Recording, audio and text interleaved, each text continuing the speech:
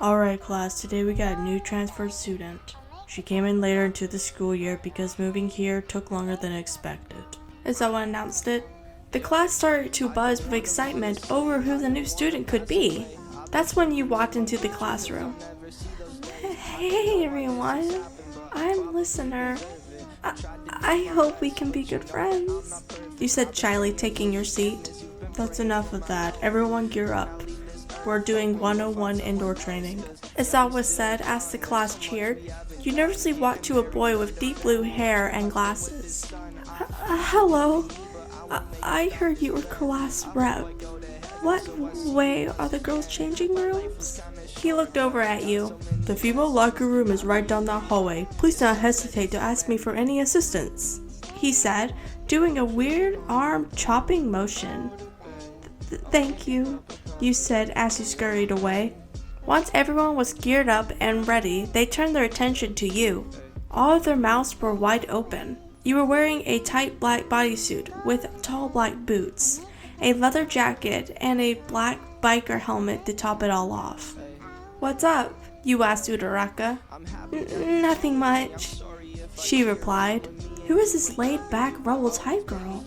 What happened to the shy, timid listener from earlier? Alright, Teach, let's get started, you said. Izawa nodded. You will be sparring in pairs. Listener and Bakugo are first. Everyone looked at him in shock. Putting you up against the strongest in class? Was he crazy? You confidently walked up to one side of the arena as Bakugo walked to the other. To win, you must disable your opponent. You may begin, Izawa said. Bakugo charged at you, but you dodged and spawned a sword out of black smoke.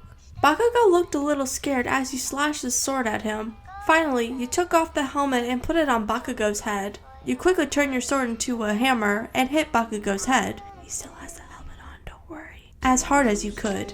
He passed out on the floor as everybody looked at you with eyes wide open. You immediately froze, realizing all eyes were on you. Oh, looks like I need a new helmet. Huh. Whoa. What is your quirk? How'd you do that? Is Bakugo still alive? Multiple questions were being thrown at you as your anxiety tripled. Suddenly, the classroom rep from earlier stepped in. One at a time, everyone. You're making Listener nervous, he said as everyone started to calm down. Well, my quirk helps me from almost any weapons out of black smoke. The bigger, more complex a weapon, the more energy it drains from me. Iida looked over as you were answering your curious classmates' questions.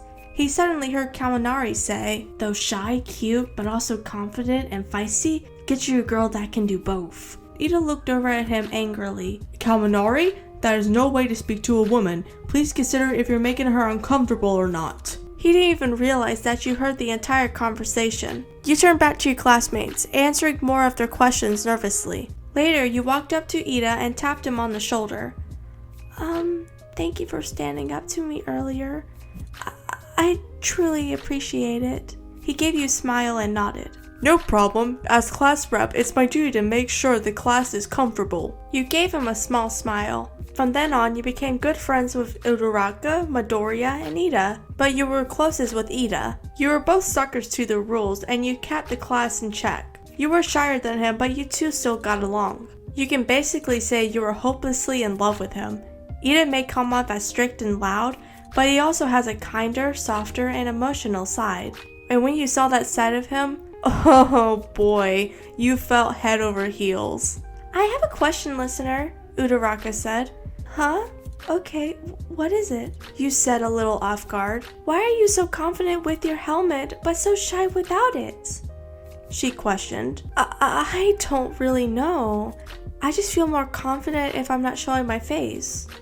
Iida was quite interested by the new piece of information. Finally, when the final bell rang, you ran up to Iida. Iida, I got something to tell you, but I'm really nervous that I can't use my helmet. Iida looked slightly confused. Why not? You looked up at him shyly. Because if I was wearing my helmet, I wouldn't be able to do this. You grabbed the side of his face and pulled him into a deep kiss. After a while of shocked, Iida returned it. It was very awkward, but it was nice. You pulled away and you both saw each other's flushed pink faces. That was nice, but please refrain from doing it from school grounds. Iida said with his arms slightly trembling as he did his hand chopping movements. You nodded. He reached out his hand and you took it. Please, allow me to walk you home, Iida said. So the both of you walked home hand in hand.